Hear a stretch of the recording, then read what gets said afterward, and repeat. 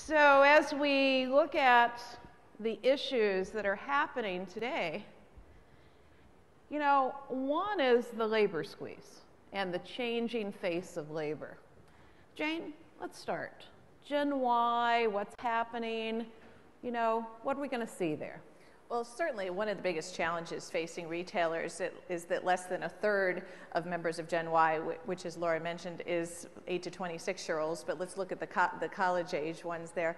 Actually think retail offers many opportunities, that it's an area for growth. They'd much rather go into banking or law.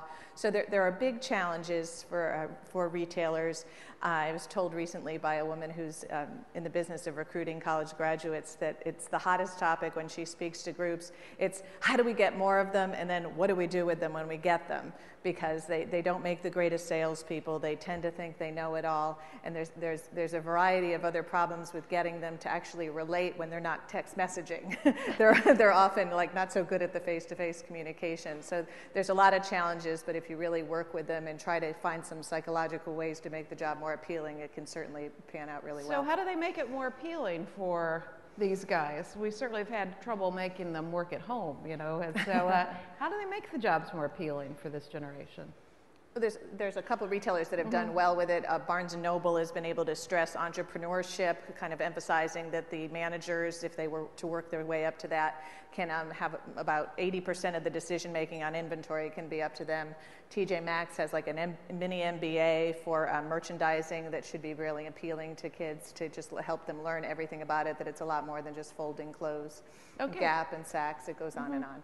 Now, Vanessa, 78 million retiring, baby boomers, real change in labor. What does that mean for the audience in terms of people buying and workforce availability?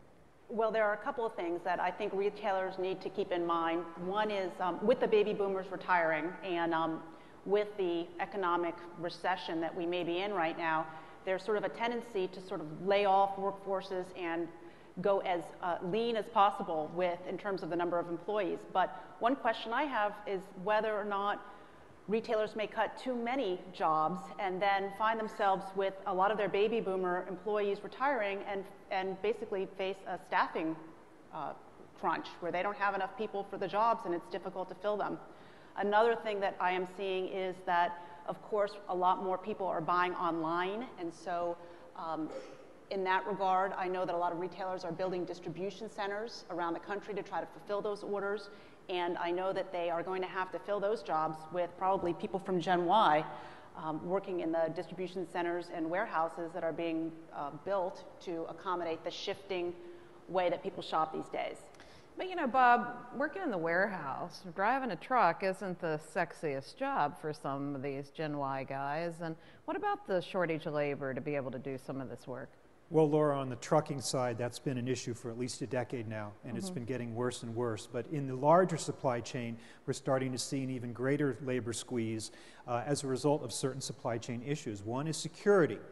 At the port area, any individual with access to secured areas within ports in the next year is going to be required to carry what is called a TWIC, TWIC, Transportation Worker Identification Credential, which means that a number of people in this industry may get washed out of it because they aren't eligible to be there. Yeah. That's going to cause a problem. And at the trucking side, ports of LA, Long Beach, and other ports too are talking about converting a lot of owner-operator trucks over to employees of the port because they need to, it's part of a whole system whereby they're trying to replace older trucks with newer trucks, and in the process, there's some labor challenges going on. So again, in that area, fewer people to do the job. And then also at the warehouse side, as the outsourcing trend, which lengthens supply lines, also creates the need to have certain product closer to consumer markets, which means you need more warehouses.